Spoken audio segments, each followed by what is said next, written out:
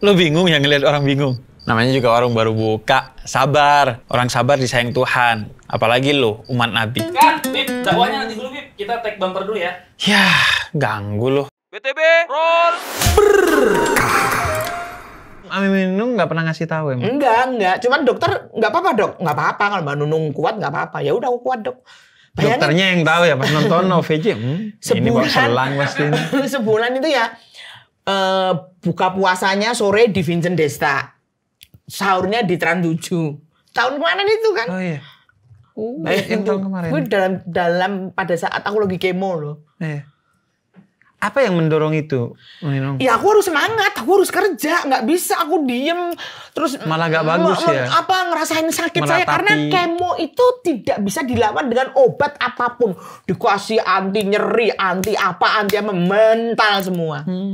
Nggak ada obatnya kalau ya lagi obatnya kemo. itu bahagia itu ya, obatnya berkarya. bahagia, kan ternyata obatnya ya bahagia. Makanya aku sekarang kan sering dipanggil di rumah sakit besar ya, jadi pembicara. Mereka tuh banyak banget orang yang tanya kadang-kadang di WA aku gitu, banyak banget nggak tahu, mereka tahu telepon dari mana, saya juga nggak kok tahu nomorku, saya juga nggak nanya kok tahu nomorku dari mana, nggak, mereka butuh support, ada yang mau operasi kanker otak, butuh support, butuh video callan sama aku, butuh semangat aku gitu, mereka tuh sampai kemudian kok Mbak Nunung ini sakit enggak sih, sampai mereka gitu loh. Nah kalau nggak sakit kan aku di rumah sakit kan juga tak upload ada gitu.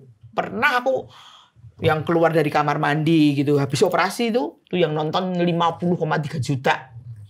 Pas main Nunung kemo tuh. Pas aku kemo. Kan mereka tahu semua masa aku mau bohong. Padahal kalau orang lain malah ditutup-tutupi ya mungkin. Aku udah bisa ke kamar mandi sendiri sambil bawa apa itu selang yang dan itu sebagai sedekah motivasi untuk orang yang kayak apa cancer di luar sana. Aku tuh ini barusan tadi aku pulang dari syuting ada WA masuk, Mbak aku lagi di rumah sakit, kita yang pernah ketemunya aku masuk lagi Mbak, aku kena ini lagi. Ini belum tak jawab karena aku mau syuting ini, nanti pasti aku jawab. Itu biasanya apa jawabannya? Ya aku semangatin dong, mereka kan cuma butuh support, butuh semangat gitu aja. Gitu loh kok. Terus mereka tuh ngerti aku kan. Terus aku makan di satu restoran kumpul sama orang banyak. Mereka kan masih dipakai masker ya. Ya memang mungkin harus begitu orang sendiri-sendiri ya. Kalau aku ya udahlah gitu lah. Aku makan gitu. Terus aku tanpa masker. Terus mereka kadang-kadang masih maskeran, masih yang tutupin gitu. Terus ketemu aku. Kok Mbak Nunung kok udah enak makan gitu. Ya memang kita harus happy mau ngapain. Berdamai ya. Iya harus berdamai. Kita harus menerima. Kamu nerima enggak? Gimana Mbak? Udah ini sekarang menjalar ke ini. Terima, aku bilang gitu. Terima, aku bilang gitu. Ya. Itu penerimaan itu ya awal dari pengobatan. Awal orang kena kanker itu harus ya penyakit apapun, seberat apapun, seringan apapun tuh kalau kita udah bisa nerima dulu. Aku sendiri juga nggak ngerti loh. Nantinya gimana saya juga nggak ngerti loh. Saya juga masih waspada loh, Beb. Nggak seenaknya sendiri saya bisa begini karena ini saya dituntut kerja ya. Dan saya disuruh untuk ngasih motivasi sama mereka. Jadi ya saya harus mengeluarkan apa yang saya rasakan. Memang yang saya rasakan sekarang saya sehat, tapi kan kita nggak tahu ya, Beb. Amit-amit Bang Bayi ya. Gitu kita kan nggak ngerti karena cancer itu kita harus waspada gitu loh. Itu tapi sebisa mungkin selama sekarang yang saya rasakan saya baik-baik aja ya saya kasih motivasi sama mereka gitu loh. Dan itu banyak banget gitu loh ya. Sampai rumah sakit besar itu saya jadi pembicara sama dokter onkologi, sama dokter saya sering banget dipanggil. Jadi akhirnya gitu. Pelawak iya, penyanyi iya, akhirnya sekarang jadi motivator karena penyintas ya. Kita untuk penyintas cancer kan. Gak ada pikiran buat jadi Habib gitu enggak yang Nyai. Kan motivator udah. Nyai. Oh, Bu Nyai dulu.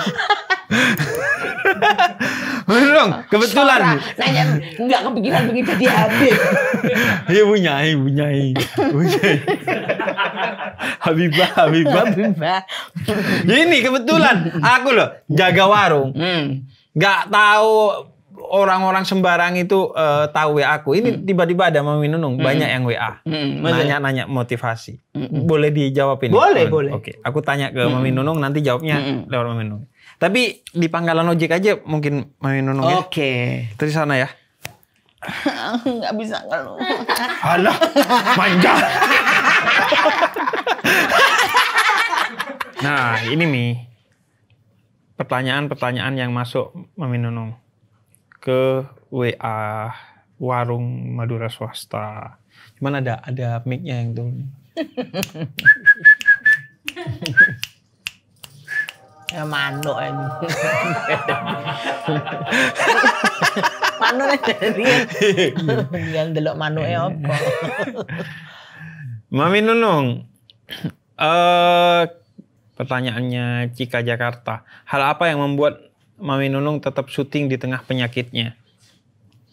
Ya satu karena aku nggak mau menikmati sakit saya. Nggak mau saya nikmati sakit itu. Karena jadi dialihkan kalau ya? sakit itu kemo dinikmati itu akan sakit sekali. Dan semakin kita tersiksa semakin kita stres. Karena kan kalau orang cancer itu memang pantangannya stres. Iya. Nggak boleh stres sama sekali gitu ya. Jadi itulah selagi saya mampu gitu loh. Saya mampu dan saya juga seizin dokter. Saya bukan sembarangan ngambil pekerjaan. Saya izin dokter dulu. Dokter saya ke dokter kemonya, ke dokter onkologinya. Saya besok mau luar kota ke Bandung. Saya mau ada off air gimana? Iya, kadang ditambahin suntik vitamin dulu aja ya Mbak Nunung ya, ditambahin suntik vitamin gitu. Jadi memang dokter sendiri tidak mempermasalahkan dan saya sendiri juga tidak mau menikmati sakit saya. Betul. Dan aku pernah ngerasakan itu nih. Ada satu brand ngundang acara halal bihalal waktu itu. Tapi karena setelah lebaran kondisiku itu ngedrop banget. Ngedrop ngedropnya. Berdiri aja gak kuat. Tapi akhirnya itu keluar kota padahal. Aku di Bondowoso di kampung, acaranya di Malang. Akhirnya aku naik mobil, berangkat tidur aja di mobil. Nyampe sana capek gak kuat berdiri. Akhirnya kita naik panggung. Begitu naik panggung kayak bukan kita. Kayak nyerap energi dari orang 2 jam aku ceramah. Setelah turun baru sakit lagi tuh. Aku itu ya kalau habis naik mobil, di mobil itu aku udah yang aduh ya. Ini mau berangkat syuting nih. Turun dari mobil itu masih ditenteng sama suami. Ini aku udah nginjak bumi belum ya? Aku udah nginjak tanah belum? Sampai gitu. Udah pelan-pelan ada tanjakan pelan-pelan ada. Jadi kayak orang nggak ngelihat gitu karena memang nggak bisa merasakan apa-apa gitu loh. Tapi pada saat saya udah ngadep kamera, ketemu teman-teman kerja, itu kayak hilang semua. Saya lari ke sana, nganggung ya, nggak terasa semua. Meskipun nanti pulang syuting, aduh lagi. Tapi kan udah subuh gitu ya. Kalau pas lagi sahur-sahur gitu, udah subuh, udah ngantuk banget kan, udah tidur gitu. Jadi malah itu jadi obat tambahan, jadi energi ya. Gitu. Nah, ini dari Mia di Cianjur, Mi. Bib tanyain Mami Nunung, saat harus berobat dan harus survive dengan kankernya, apakah teman-teman kayak di OVJ, Sri Mulat, dan lain-lain itu mensupport? Support paling support semua teman support. Terus kayak bantuan secara finansial banyak banget yang membantu saya. Bahkan itu ya, ada yang ngundang suruh nyanyi, padahal nyawernya pakai dolar. Nyawernya itu kayak nyawer enggak. Ini orang nyawer tuh nggak kayak gini gitu loh. Mungkin mereka mau istilahnya mau membantu saya. Mungkin lewat diajak seneng-seneng gitu-gitu. Kalau menurut saya nerimanya yang positif-positif aja dan bukan masalah ngenyek apa-apa karena mereka tuh ngasihnya nggak sembarangan gitu loh. Gitu. Karena kita yang mau support juga kan khawatir kan karena ini hal yang sensitif. Makanya kemarin aku sama Ilham, aku pengen support. Aku video ini pas aku cukur. Tapi aku gak mau yang sedih-sedih videonya. Karena pengen kamu semangat. Akhirnya aku bikin kasih jokes dulu. Ini si Ilham lagi kemo. Si kemo lewat. Aku gituin gitu-gitu. Terus saking aku khawatirnya Mi, aku kirim dulu videonya ke Ilham. Akhirnya jadi gak surprise kan. Karena si Ilhamnya tahu. Tapi itu saking kita khawatir kan. Ini gimana cara supportnya agar tetap gak bikin dia semakin sedih atau jadi sedih, tapi juga gimana yang nggak nyinggung dia, jangan-jangan dia kok dibecandain kanker saya kan. Jadi ya mungkin banyak orang yang akhirnya kan memilih cara-caranya tersendiri. Iya. Kalau saya lebih ke banyak yang WA ke saya gitu ya. Banyak tadi udah saya cerita di sini. Itu udah yang orang mau operasi mau apa gitu butuh support. Paling mereka cuma butuh support. Butuh support ya sebenarnya. Dan dia akhirnya dia bisa ketawa gitu aja aku udah seneng banget. Ada salah satu ibu-ibu yang dia nggak mau banget operasi padahal harus operasi kanker otak orang Boyolali. Itu anaknya sampai minta ke saya tolong Mbak Nung, ibu saya pengen video callan sama Nung, diizinkan nggak? Oh diizinkan. Udah sekarang ya video call. Kenapa Bu? Terus saya bercandain siapa mau masuk operasi dia. Masuk operasi. Dia bilang sama anaknya ya udah mau operasi. Alhamdulillah. Itu apa makanya bedanya sedekah dan infak tuh, kalau infak itu bentuknya selalu harta, kalau sedekah bikin orang tersenyum kepada orang lain, apalagi memberikan pengobatan. Bahkan kata Allah dalam hadis qudsi, aku sakit kenapa engkau tidak menengokku. Nah maksudnya apa? Allah bersama orang-orang yang sakit, sehingga ketika kita menengok orang yang sakit, apalagi memotivasi, yaitu kita membantu Allah. Dan kata Quran, kalau kamu membantu Allah, intan surullah yansurkum, Allah akan bantu semua urusanmu jadi beres semuanya ya. Nah ini Mi, dari Nando di Jombang. Bib mau nanya ke Mami Nunung, dia pernah kepikiran sampai mengakhiri hidup nggak karena soal kankernya ini? Kalau untuk mengakhiri hidup enggak ya, tapi pada saat saya divonis kanker itu kayak kematian itu ada di depan mata, itu iya. Tapi saya nggak pernah punya pikiran, oh saya harus mengakhiri hidup saya, enggak, karena saya percaya kok, saya udah ada jawaban dari Allah kok. Saya udah berdoa dan saya udah kalau jawaban itu nggak langsung dari omongan lu harus gini-gini enggak kan. Kan pasti ada jalannya kan. Dan saya udah dikasih petunjuk jalan itu gitu. Ya harus saya jalani. Ya mau justru malah makin kuat. Ya justru makin kuat, jadi nggak ada. Cuman pada saat saya di cancer itu kematian udah ada di depan mata. Udah urusannya sama kematian kalau cancer itu. Betul. Bukan kata-kata orang, saya sendiri begitu merasakan. Tapi ya orang semuanya juga akan mati kok gitu loh. Semuanya kenapa sih harus karena cancer gitu loh. Ya udah gitu, ya udah aku terima aja gitu loh. Ya udah yang akhirnya sampai sekarang ya alhamdulillah gitu ya. Ya walaupun sekali lagi saya selalu tekankan tetap waspada. Cancer itu nggak boleh terlena, tetap harus ada mau di kemo, di sinar, di laser, di apa, tetap harus waspada. Dan memang pada dasarnya secara manusiawi dan secara agama kita seharusnya nggak takut mati, tapi kita takut mati maksudnya secara manusiawi dan secara agama kita itu takut mati nggak ada masalah.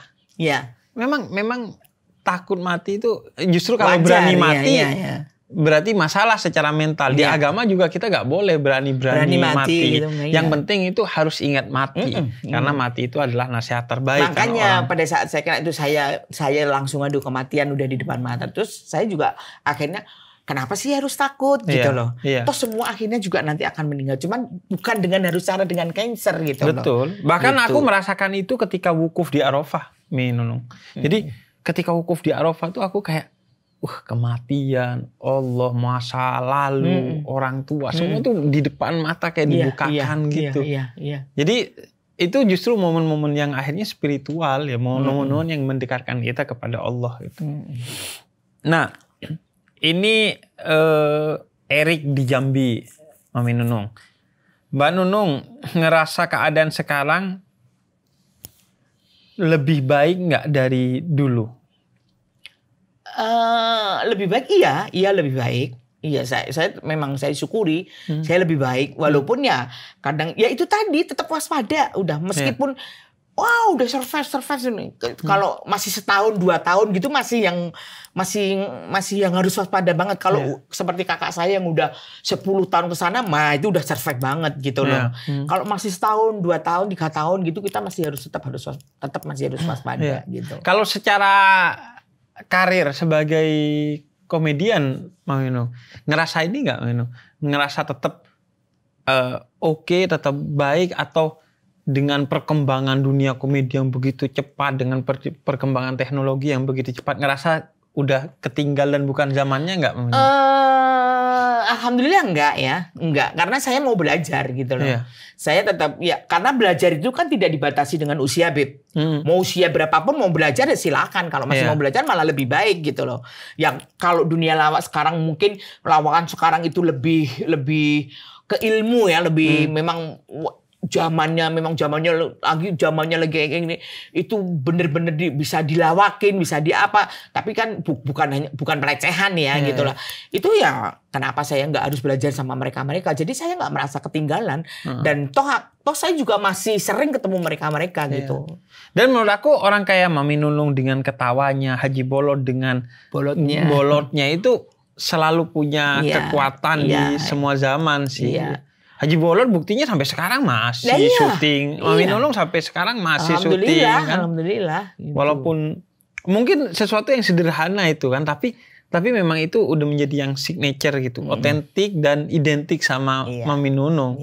Yang orang lain mau ngikutin juga gak akan pernah bisa. Nggak bisa. Kalau lawak itu nggak bisa diikutin ya, nggak bisa ya.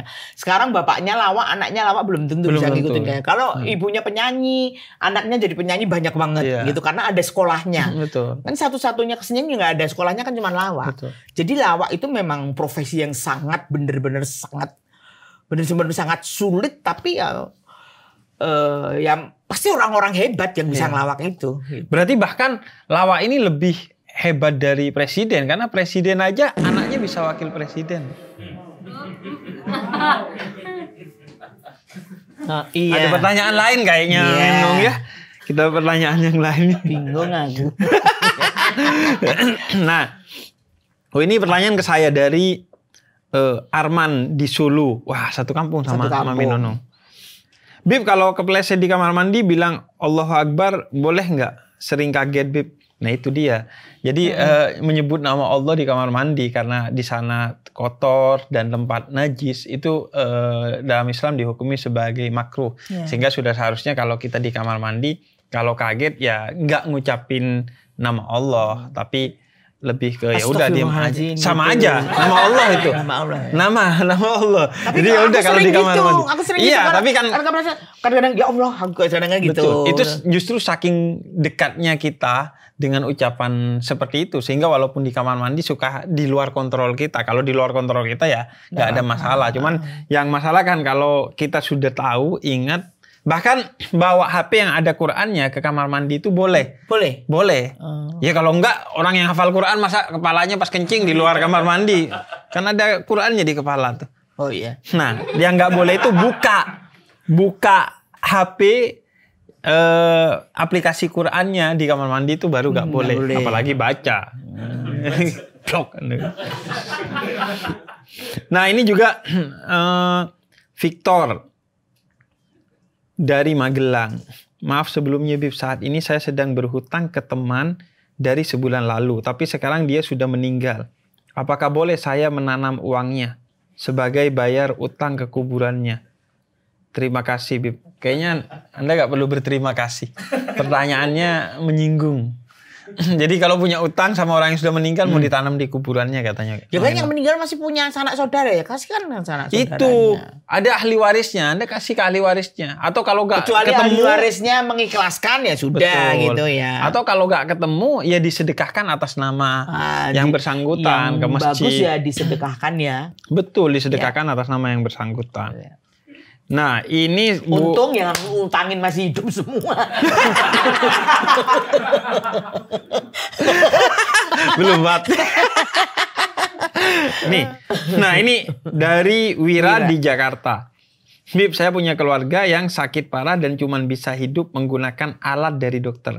Apabila saya mencabut alat tersebut dan membiarkannya meninggal, berarti saya membunuhnya. Apakah nyawa saudara saya berarti berada di tangan saya? Pertama iya, kalau mencabutnya gini, fas'alu ahla dzikir in kuntum la ta'lamun. Serahkan segala sesuatu itu kepada ahlinya kata Al-Qur'an. Jadi yang menentukan kapan dicabut, kapan dipasang dan lain sebagainya itu dokter. Jangan kita sendiri. Kayak Mami Nunung tadi mau syuting, izin juga ke dokter. Bukan hanya izin ke keluarga tapi ke dokter juga karena dia yang berhak dan bertanggung jawab kepada diri kita. Dan apakah nyawa saudara saya berada di tangan saya? Tidak. Jangankan nyawa dia, tangan Anda aja berada di bawah tangan Allah gitu. Jadi bahwa, tapi kan saya yang bunuh, Bib. Atau orang yang doa panjang umur, bukankah umur udah ditentukan?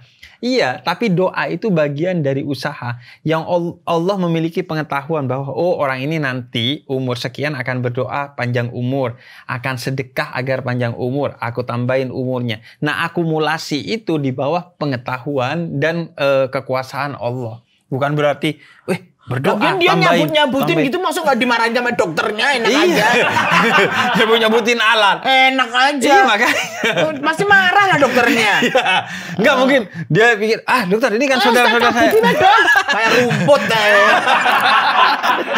iya kan? Iya. Nggak boleh. Bener tadi. Ya ahlinya tadi, ya dokter itu. Iya, makanya si Wira nih. Wira, kamu di mana sih? Wira dari Jakarta. Jakarta. Deket, Mami. Tetanggaku itu. Apa kita datang? Nah, udah nih, Mami. Pertanyaan-pertanyaannya udah selesai semua. Jadi bentar lagi mau kemana, Mami Nung? Maksudnya karirnya nih? Karirnya. Kalau karir sih ngalir aja. Tapi mulai podcast ya, Mami Nung ya? Kalau podcast sudah keliling saya. Iya. Iya, udah banyak banget tuh jadwal di Close the Door, di podcast. Cuman Kaisang yang membatalin saya.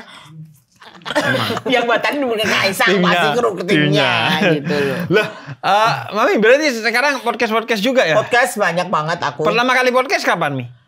Lupa aku pertama kali podcast. Enak Mas Dedi komposer pertama yang kali aku podcast. Itu? Bukan yang dulu, yang masih Dedi sendiri. Iya. Kan sekarang banyak kan. Iya. Close the door kan banyak banget kan. Iya. Ada si Ebel sama si Pras. Itu juga pernah aku panggil di situ. Di Podhub sama Vidi. Gitu.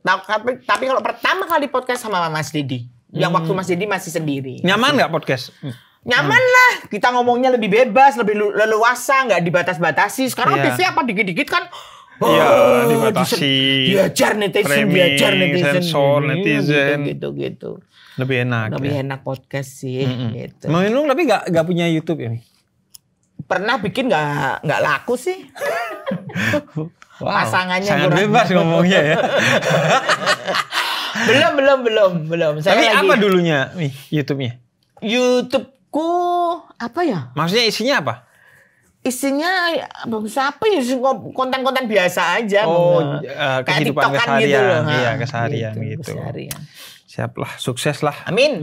Amin. Karirnya sehat selalu. Sehat yang penting, amin. Panjang umur juga. Kita kalau sehat itu mahal, Bib. Iya. Ya. Dan kalau kita sehat itu kita masih bisa beraktivitas, bisa segalanya bisa dilakukan. Betul. Kalau kita sehat. Makanya sehat pikiran, sehat hati, sehat badan. Betul. Ya kan? Makanya sehat itu, apalagi sehat hati. Sehat hati itu kata Nabi Muhammad, iman dan Islam itu nikmat teragung. Dan harta itu justru nikmat terendah. Oh, iya. Di atasnya harta itu justru adalah kesehatan jasmani itu. Jasmani. Mi, biar inget suasana di Sri Mulat dulu, monolog dong. Monolog ya. Suatu saat dulu di Sri Mulat ya, itu kan ada panggung. Di belakang panggung Sri Mulat itu ada pohon beringin gede-gede karena di situ dulu tempat raja kan, gedung yang dipakai Sri Mulat itu. Dan waktu itu aku kerja di Sri Mulat, gajiku pada saat itu 600 perak tiap malam. Nah di bawah-bawah pohon itu kan dulu kumpulannya pengemis-pengemis pada ngitung pendapatan. Nah kan aku samperin, aku bilang, Bu, kalau lagi minta lagi ngemis gitu, maksudnya dapat berapa, Bu? Ya tergantung, Mbak, dia gitu.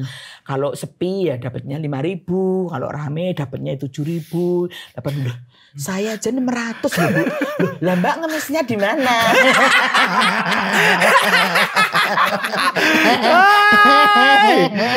Dan itu ngingetin aku dulu Haji Marawis. Jadi grup musik gambus gitu. Itu pernah rombongan jalan di depan yang ketuanya. Terus pas di lampu merah berhenti, ada pengamen datang. Terus dia bilang, ambilin suling kita. Suling buat gambus gitu. Mas maaf, kita mau ngemis juga. Nanti kalau udah dibayar pas pulang, kita kasih deh duitnya. Ya, kata dia. Sama, Mbak ngemisnya di mana? Tinggal aja. Jadi aku pulang ya, Beb. Mami Nunung. Udah ditunggu anak-anak pang. Iya. Gaul ya. Kalau Gaul udah sekali. habis selesai gini, rambutku nanti ke atas. Ya, assalamualaikum, Beb. Siap. Waalaikumsalam. Mami Nunung, makasih ya. Ya.